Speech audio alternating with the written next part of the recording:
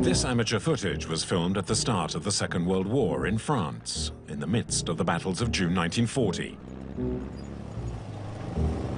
A German column is advancing along a French road choked with refugees. When suddenly, a young French woman allows herself to be kissed by the enemy.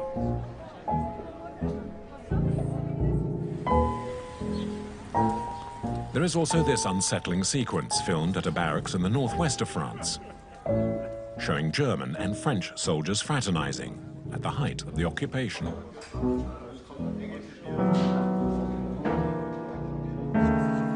Or the images of soldiers and civilians smiling and apparently having fun together.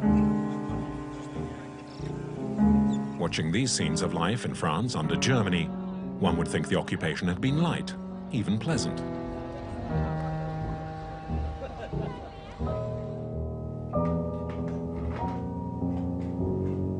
These private films, never before seen in public, are owned by collectors and individuals on both sides of the River Rhine. What new do they tell us about the occupation?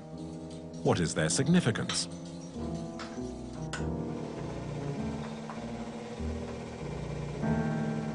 Seemingly innocuous, these films show another face of war.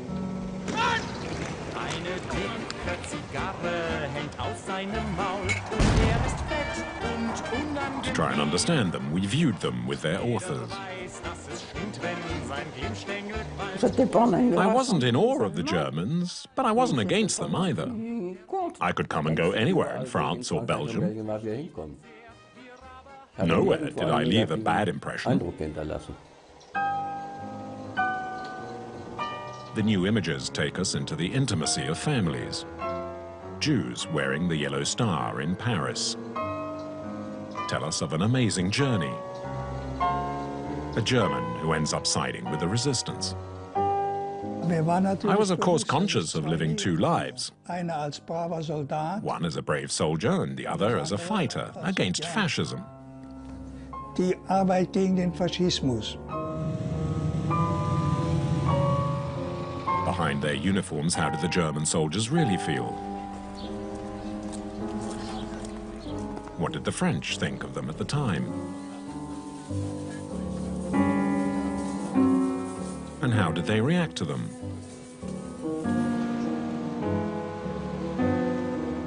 "70 years later, using only these amateur films, we revisit a painful period in French history, from the perspective of both the French and the Germans.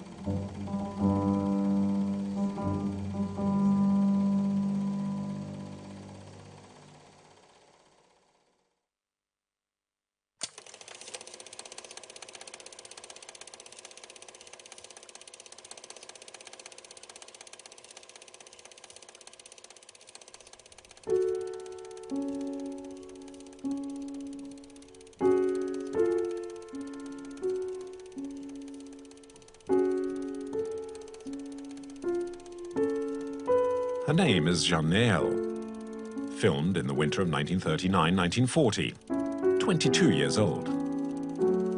A wonderful age.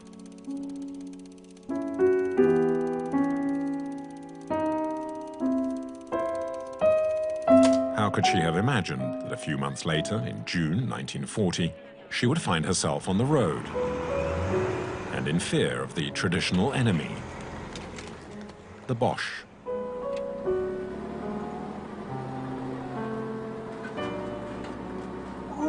We only knew them from what we'd heard about their behavior during the previous war. Horror stories about cutting the arms off boys. Atrocious. That's why we were fleeing, and we were terrified. But at the same time, our running away somehow dishonored us.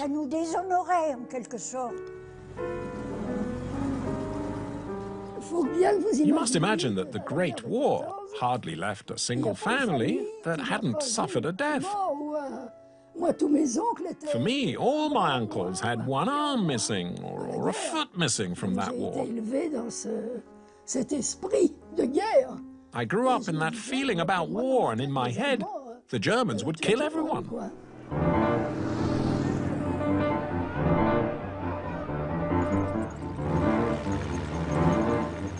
Here they are, the barbarians.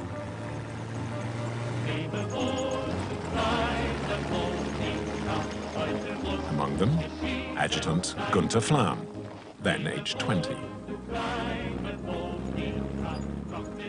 I have to say we looked to our front rather than to our right or the left. We were wary of being attacked on our flanks. Of course, sometimes you'd say, pity, it was a beautiful church and it's destroyed. But that was war.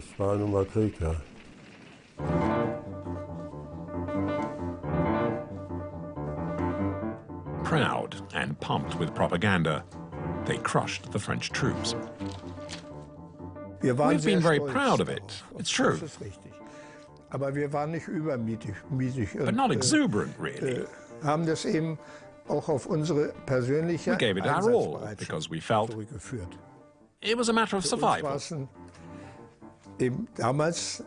France and Britain declared war on us,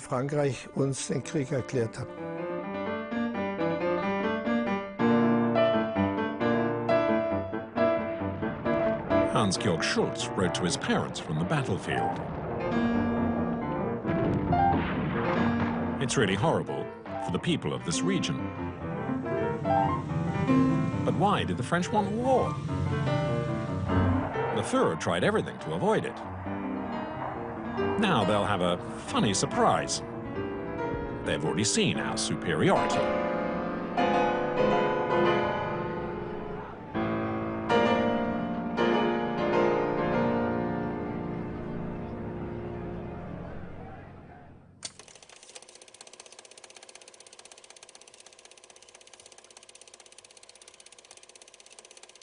In perfect order, the Germans enter village after village, as here in Collonges in eastern France. This amateur film was shot in secret from a skylight, an act punishable by death.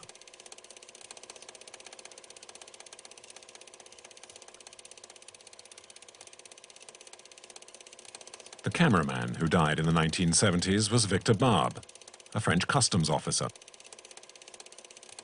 He was familiar with Nazi ideology. He had worked in the Tsar in 1935 and had brought back photos and some previously unseen films. It was a harrowing time. This is Hitler's first rally in Saarbrücken.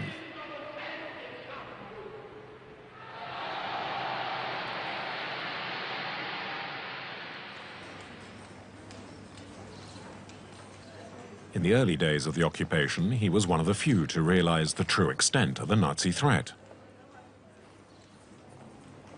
For his neighbor, Suzanne Malek, the first Germans soon proved ordinary soldiers. The officers were very arrogant. I had met one officer, and, well, I shouldn't say too much. But the soldiers themselves were friendly. They were polite.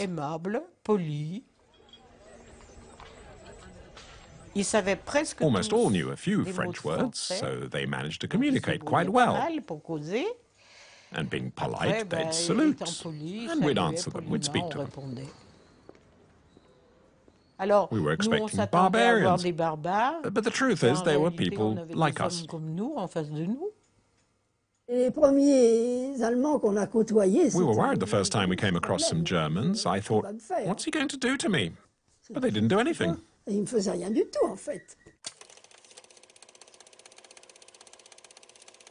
the story of a misunderstanding. Reassured by the behavior of the traditional enemy, the French do not see or do not want to see the arrival of Nazism in France.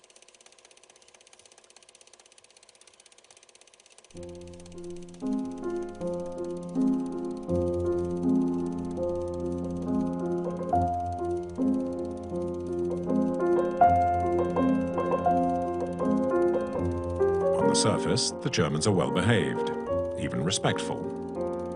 as shown in this amateur film shot by Edwin von Rothkirch.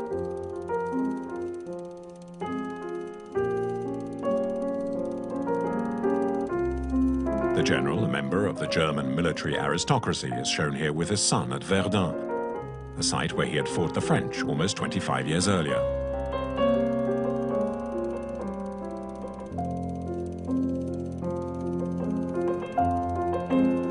Are these Germans who bow before French monuments and the graves of soldiers of the Great War really so bad?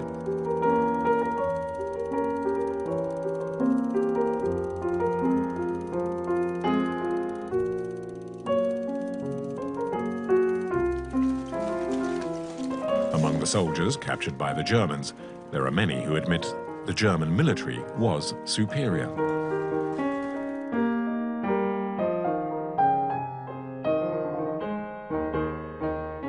The humiliation, the shame of being taken prisoner.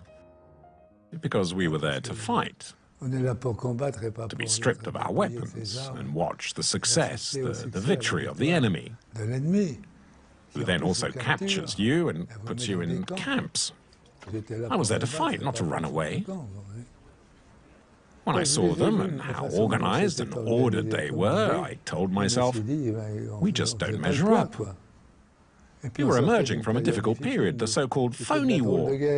And what had we done during the phony war, officers and men alike? We'd played a lot of cards. We had all been psyched up politically to go to war. Not the French, though. That's my impression. They fought. They said, we're soldiers, we must fight. But they didn't really believe in it. Aber die Euphorie und so weiter, des Siegens, das war nicht so stark. Ja.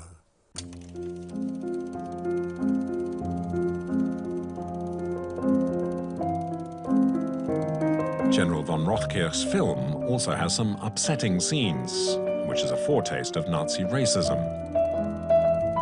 He films black prisoners who are hungry and squabbling over meat. The caption says a goat will be butchered and eaten raw. It's as if to demonstrate the supremacy of Germany.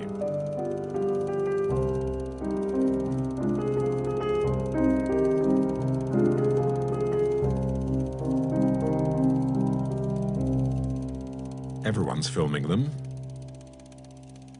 And in between shots, captions with ironic comments. The great nation in the prison camps of Belfort, the caption reads.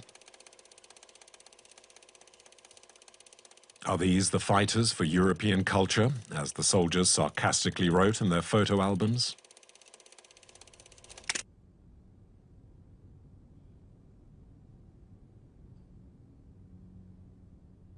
Among the amateur photographers is Klaus Kendler, then aged 20.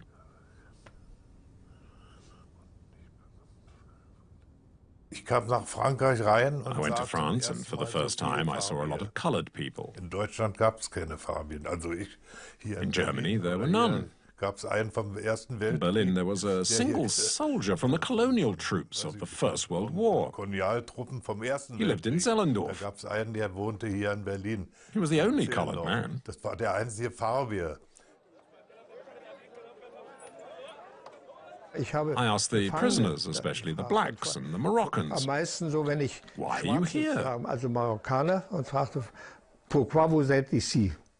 Und dann waren sie ganz erschrocken erstmal, when they heard me speak French. Französisch fragte und machten also they were trying to gesture to tell us they had no idea why they had to fight against us. Was sie da Krieg führen sollten gegen uns.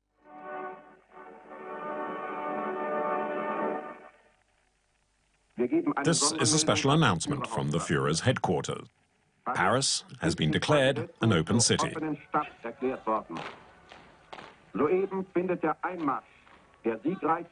They marched and sang. You felt they were crushing us.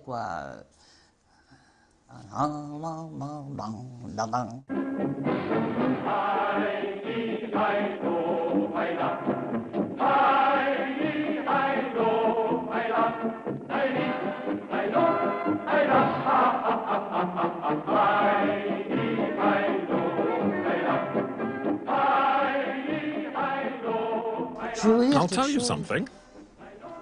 I wouldn't say we admired them, but we'd watch them. We'd seen our own troops. Of course, they would parade and march, but this was still very impressive. It's a bit like in the movies, you could say. To see these people, all immaculate, the hair out of place, and marching along like that.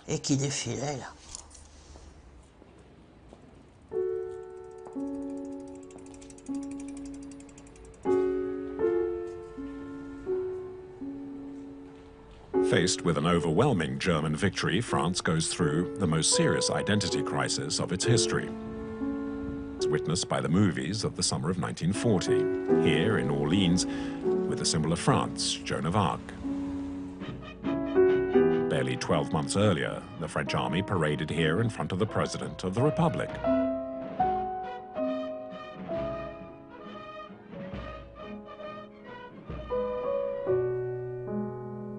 It was more than a defeat.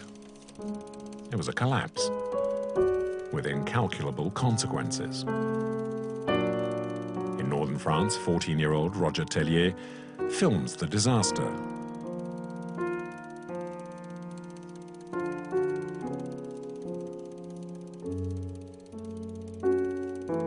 Troubled, and like so many French people, intrigued by German power.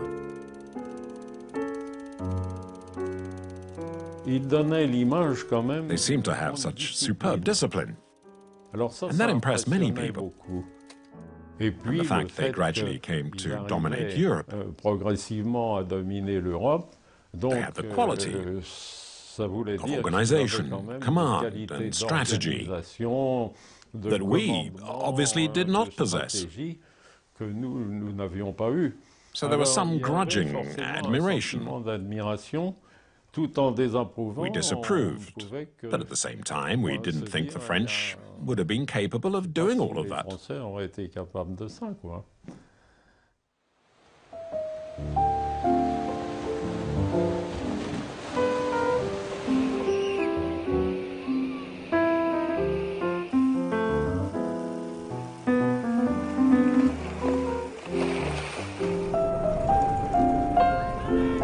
Handsome, tanned, at their ease. In their private films, the conquerors that move in the summer of 1940 seem disarmingly youthful and relaxed.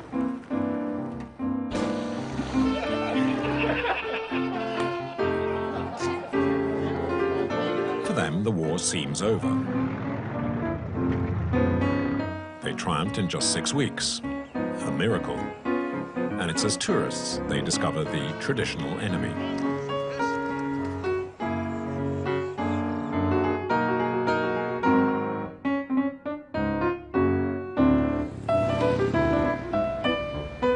Hans Heysel was just 18 when he was posted to German naval headquarters in Paris on the Place de la Concorde.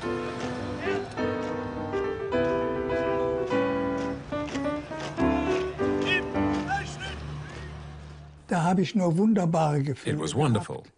This time in my life I was in Paris, and I discovered this wonderful city. You see, I was from Leverkusen, from a working-class family. The largest city I had ever seen before was Cologne. I'd never been further away than that, and I could only dream of Paris. It was a wonderful feeling to be in the city, to be able to discover it.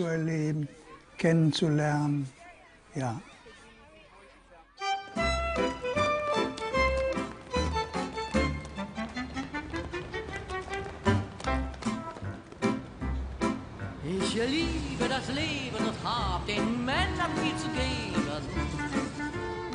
Meinem schlechten Ruf verpflichtet, tu ich, was ich tun muss. Visiting Paris on the 28th of June, 1940, just after the armistice, Hitler issued the order that France, of which he admired its heritage but considered decadent, would not play any future political role. It was to be just a cultural showcase of the new Europe under German domination.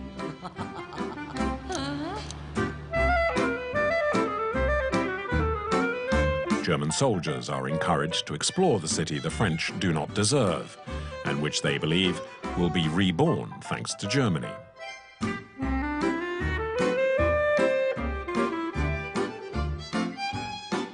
A seemingly empty capital. A beautiful fantasy. At least to judge from the German amateur films, shot in the first weeks of occupation.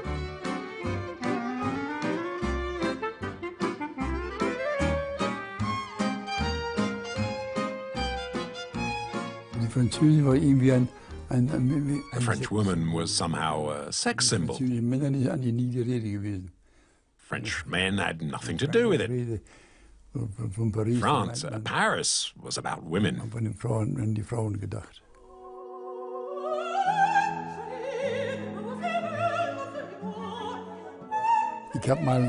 One day I wanted to go to the opera, and there I was standing outside, very sad, as it was Faust.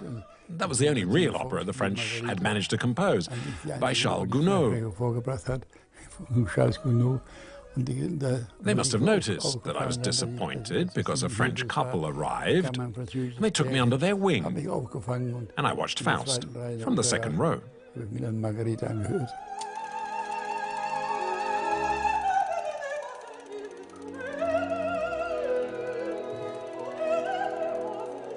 Despite the clandestine opposition of a minority of French, notably the Gaullists, the first months of occupation passed relatively smoothly. Most make the best out of life with the Germans, like this young woman, Renée Pénin, filmed at the Butte Chaumont in Paris.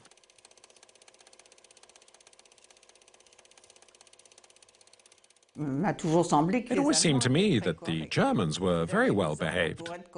They had orders to be correct with the population of the countries they occupied. I thought, well, we were beaten, we're occupied, and it's fair game, so to speak. There they are victorious, and actually they'd hammered us, so too bad for us, huh?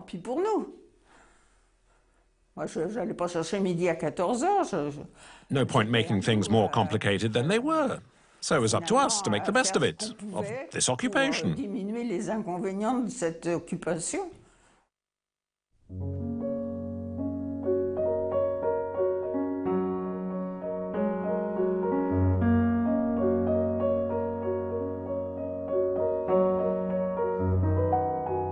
There is plenty of evidence of the early days of occupation, which can be difficult to interpret today.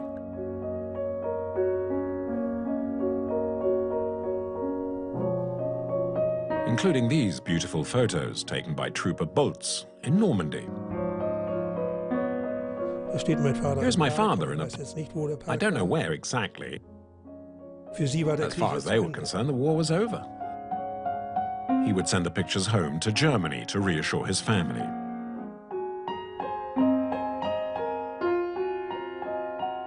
His son, Rudolf Boltz, remembers it well.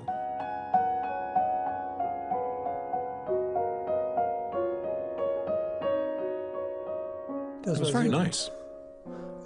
My father could drive around in the car along the coast, time with the local people, as you can see in the photo.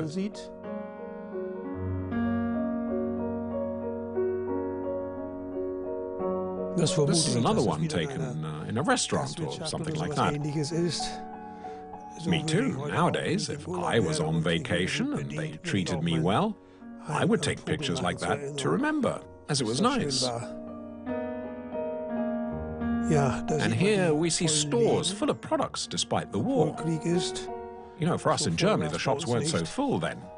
And there you could buy everything.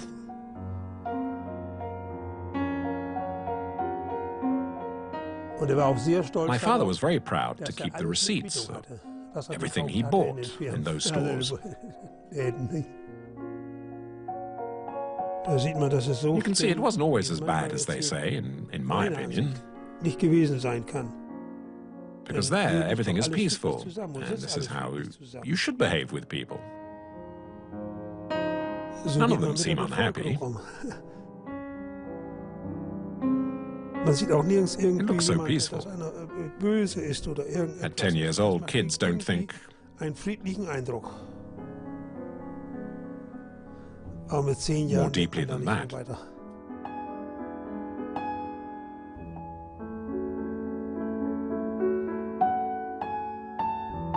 It's an idealized vision that almost makes you forget the occupation was exercised by force.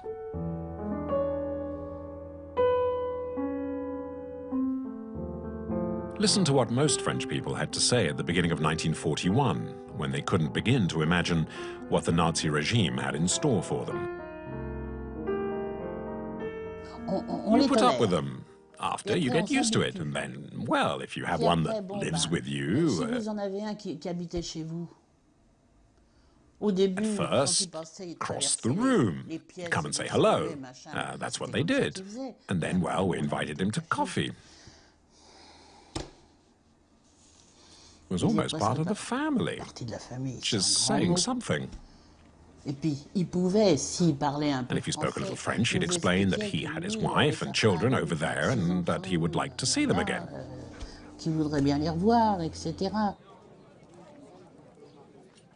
They showed us pictures of their children. They were very, very nice to us. Très, très gentils.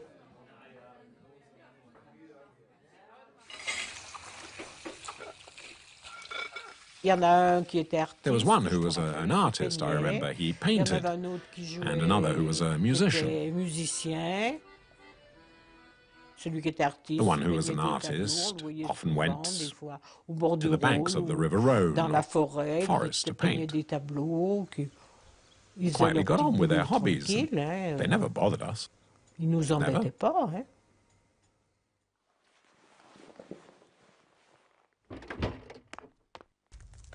Wir konnten ja nicht erwarten, We didn't expect to be loved because we were the enemy after all. gewesen, dass sie uns lieben. Aber an für sich habe ich nie. But I never had any problems with a French civilian. Mit einem französischen Zivilisten. Maybe I was lucky, but I never had any problems. Habe ich immer Glück gehabt oder weiß ich, aber ich habe nie da. I behaved normally. They respected me, and I respected them. Und damit dann haben die mich auch. Die haben mich respektiert und ich habe sie respektiert, nicht wahr? In the German army, there were certainly Germans who were not thrilled to fight. Les Allemands, qui n'étaient pas enchantés de partir. C'est toujours pareil. It's the same everywhere. They were ordinary men like us. I'm sure they weren't all supporters of Hitler. Hitlériens. Until 1942, the SS are a rare sight. France is occupied by the regular army, the Wehrmacht.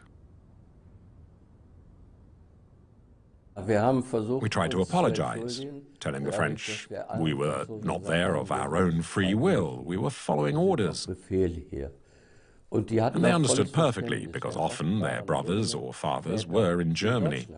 The first farmer in whose house we were staying had a son who was a prisoner on a farm in Germany, and who once wrote, "I'm fine." And therefore, the relationship with our host was positive, at least decent, and later even pleasant.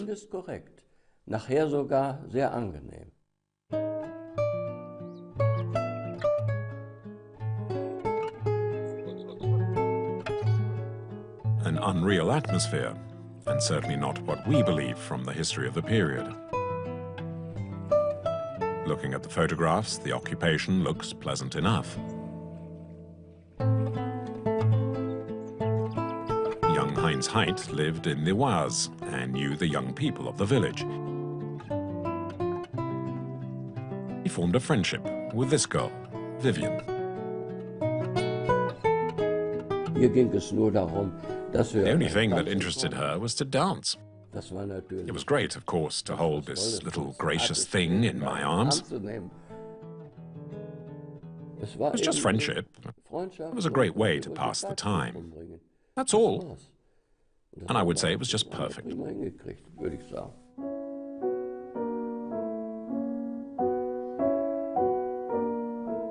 Between the girl and the soldier, the relationship remained platonic. She survived the war, writing through a third party until 1947, when Vivian married and disappears off the radar.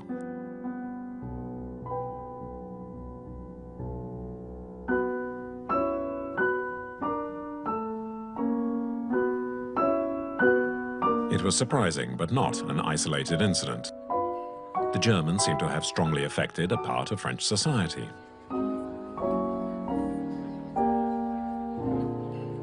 As shown in this film, shot by a German soldier, which shows French intellectuals, including the writer Jean Cocteau, socializing with the occupiers. What's wrong with drinking with the officers in civilian clothes? He seems to be saying.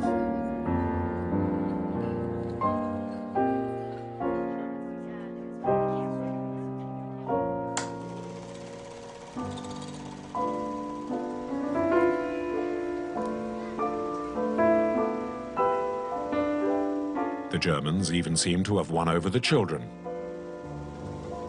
Listen to what these little girls on their bikes have to say 70 years later.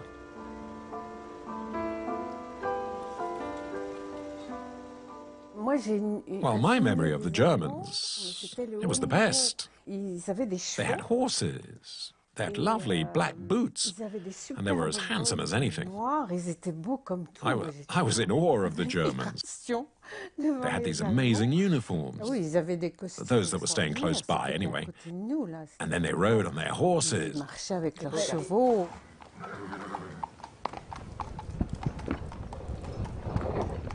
To us, it was just beautiful. And they played with us a little, you know. But in the family, the Germans were the devil, the enemy.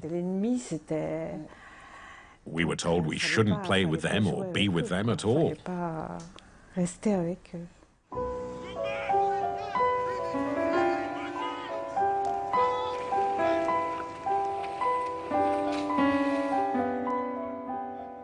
The villa where we were staying had a roof terrace, and it was good weather. In the afternoon, I'd stripped to sunbathe. Now, 2 or 3 days later, I passed 2 young women in the street. And one of them said, "We saw your whole body." And so I asked, "So, how was it?" "We looked at you through our binoculars from up there." And I said, "Well, you've had your fun then."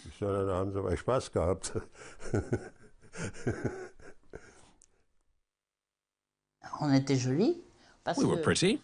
We didn't have much. We chatted, you know, we girls. Better look out.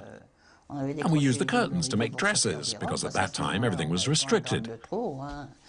It was 45, 46 kilos, so we made clothes that puffed up, with short skirts and with petticoats, of course. But there were girls, they were naughty, because I'm not saying they seduced them, but they seemed to say, "Look, look, you see what's under your nose? Look." Me, I didn't do that because I was too scared. And one last clip showing the charm exerted by the Germans.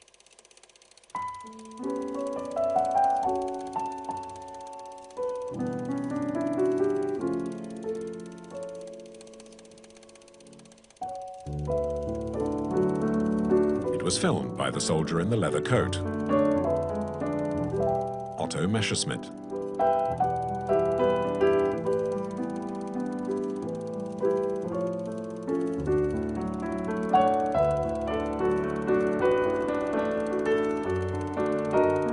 It's not clear when he arrived in France. What's known is that he passed through Belgium before he came to Paris. That the woman he calls Esmelda is his mistress.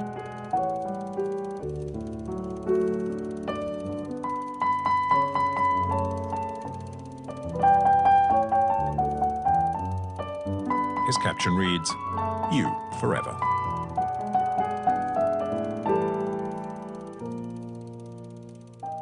This one, an intimate moment.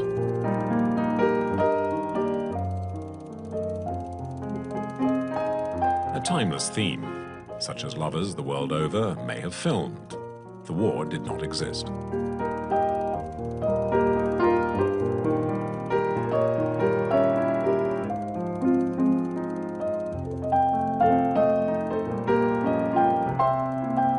Let's go to bed.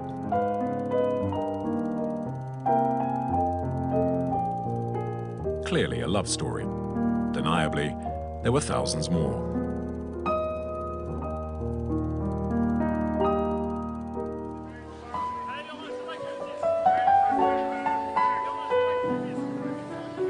Were these home movies shot by the Germans, while authentic, nonetheless misleading?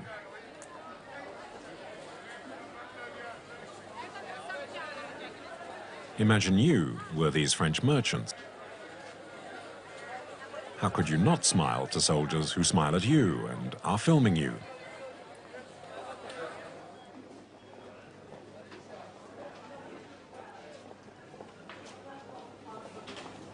The French, the Germans' behavior.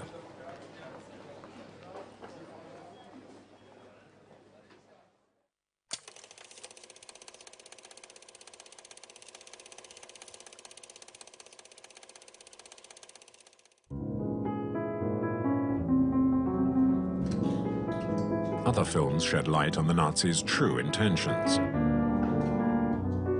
Here, in a small town south of Paris, the Germans are removing a statue that will soon be melted for its bronze.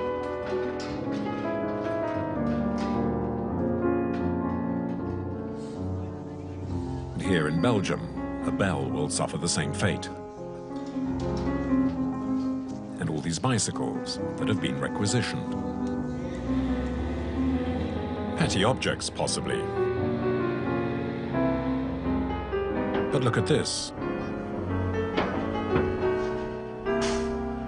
It shows a country being pillaged. Since the armistice of June 1940, France is paying 400 million francs each day to Nazi Germany. An extremely heavy tribute.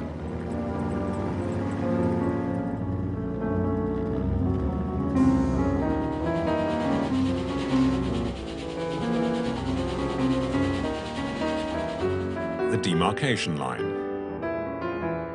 As the film shot by customs official Victor Barbe shows, France is divided into two, the occupied zone in the north and the so-called free zone to the south. The boundary separates families, prevents trade, and ruins the country.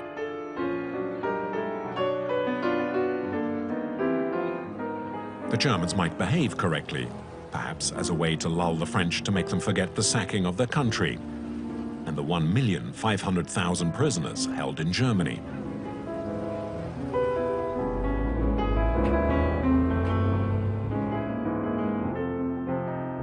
In the city of Troyes, Robert Marot, age 17, from a family of industrialists, is not fooled by the German tactics.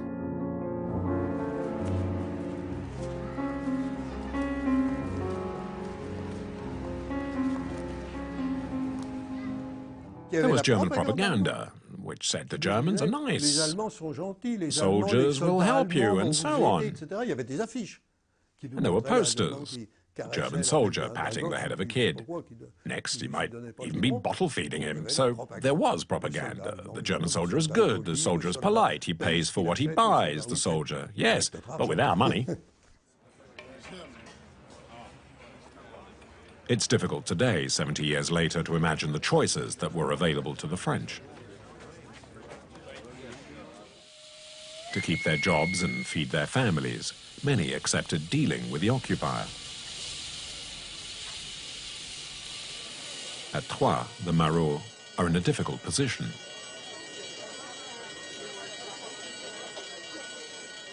Well, we had to live.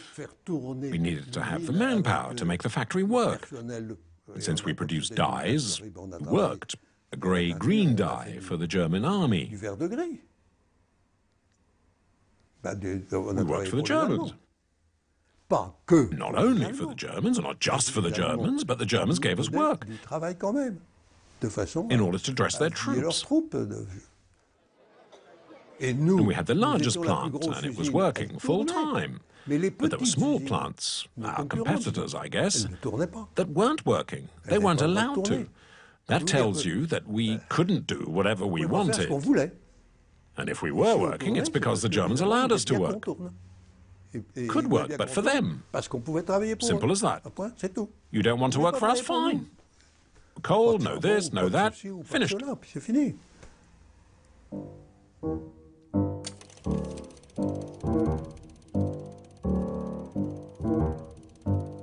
There's much worse. In 1940, Hitler annexed Alsace-Lorraine, in complete violation of the armistice.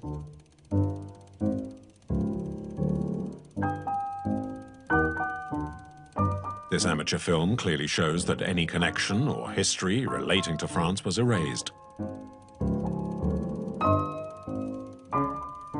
The Nazis enlist teenagers into the Hitler Youth. Will soon be sent to the Russian front.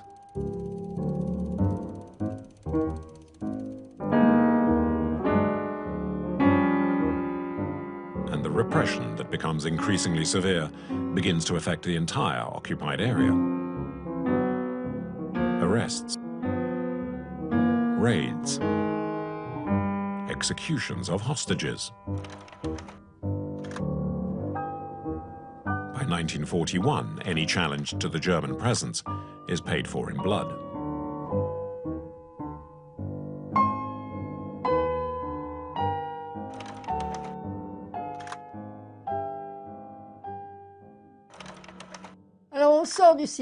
So we left the cinema one day, and a German staff car comes along with officers, and they make us line up alongside the wall and put our hands on our heads. My father had understood. He told me, well, that's it, we're ready.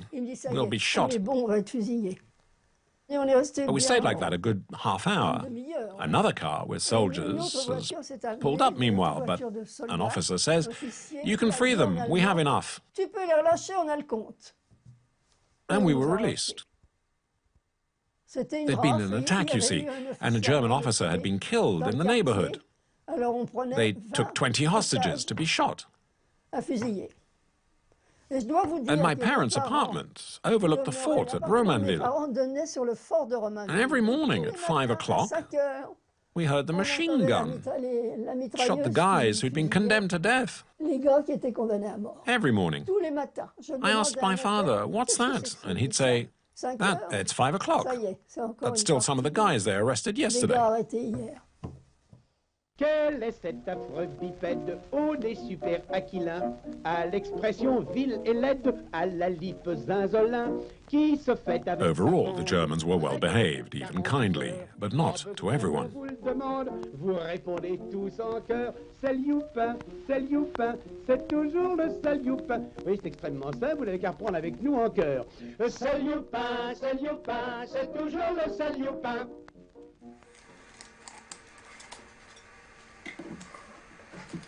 This rare footage perfectly illustrates the virulent anti-Semitism of the time.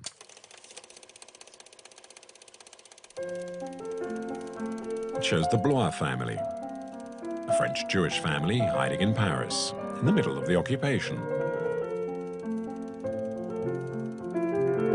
In this apartment, a baby girl is born. Her name is Martine.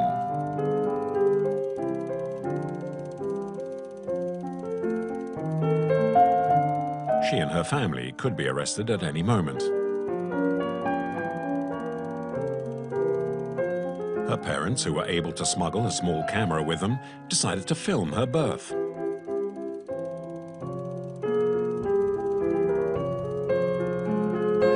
They simply pretended the Germans weren't there.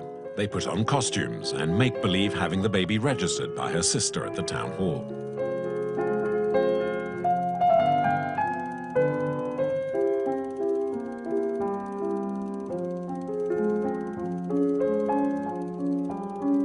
Her birth is then announced in the newspapers and on the radio.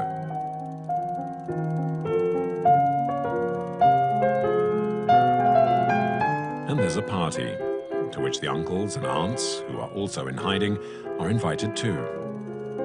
It's all to ward off bad luck, hoping to survive the Nazis.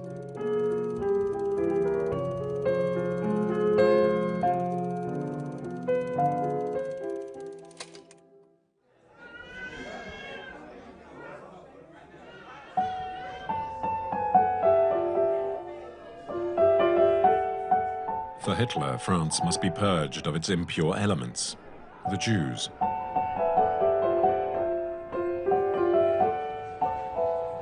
From the spring of 1941, and soon to be aided by the Vichy regime, the Germans arrest and then deport the Jews.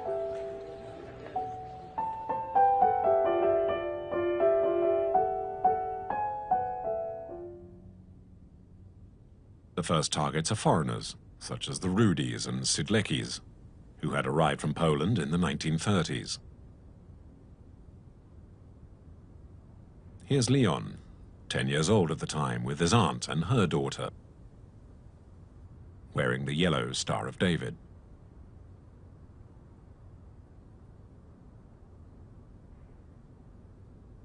Now, this is my aunt and me. We're outside the house. In fact, we are in a haven of peace and solitude. It's very well protected.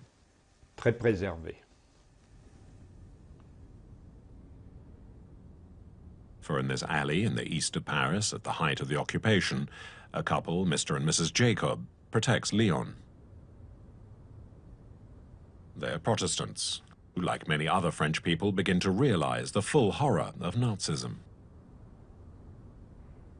I'm a miraculous survivor, thanks to Mr. and Mrs. Jacob, who unfortunately are no longer there.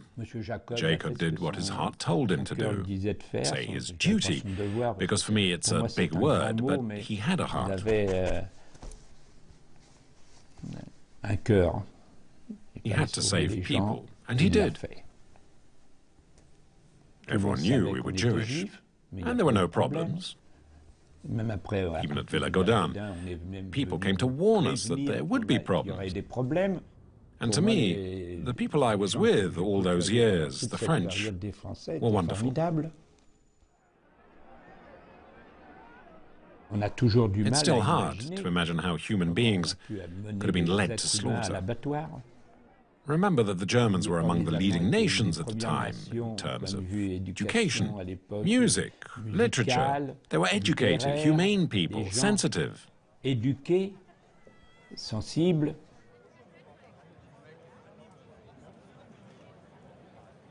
It's still one of their boasts today.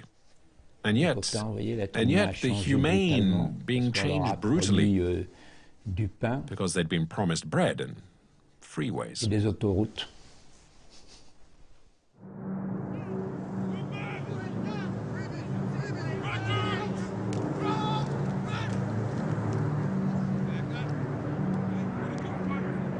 Did the German soldiers support the Nazis' plans for France?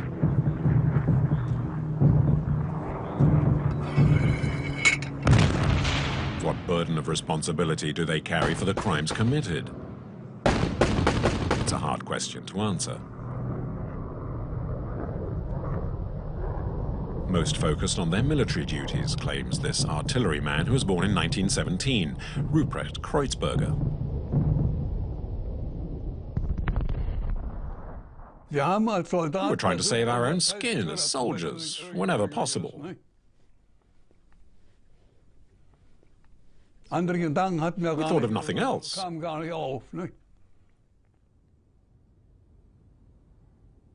We had no rights, we soldiers. It's the duty to follow our leaders. It was an obligation you couldn't refuse. It would have been considered desertion. Deserters were lined up against the wall and they were shot. I'm not a soldier by nature. But you had to do it, or you'd be put up against the wall. Prussian approach to soldiering. You don't question orders, you just carry them out. The rule is that no officer and no soldier should know any more than what is necessary for the execution of his order. Not challenge an order. Why are we doing this? It was simply part of military education in Germany. We had neither the time nor the ability to think. It was all banged into our heads and we just did it. At first I was too young, and later I didn't care about the politics anyway. The key was to get home in one piece, to get out of where we had no business to be. You had to get back home. So the big political issue was, what do we eat tomorrow? This is what we thought about.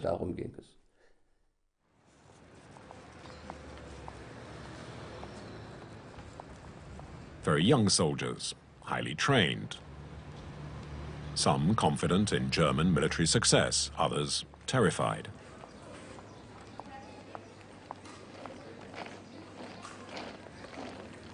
Very few, even in retrospect, challenged their attitude back then. Hans Heisel of the German Navy is an exception.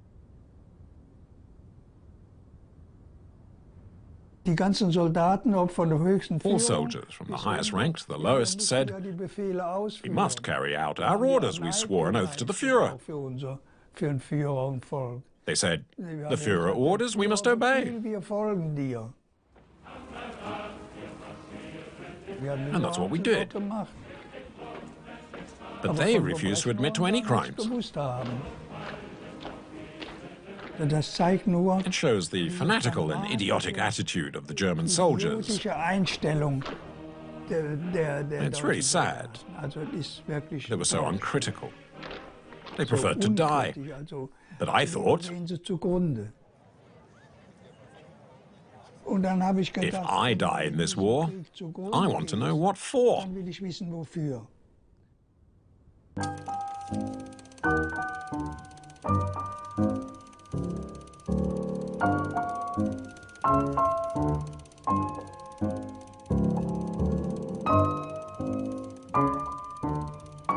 So the occupation continues until towards the end of 1942.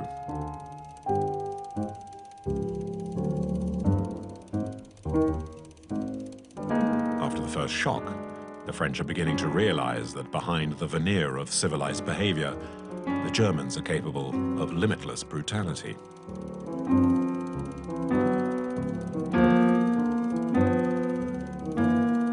And however it might upset the Germans, despite the apparent calm, the war with France is far from over.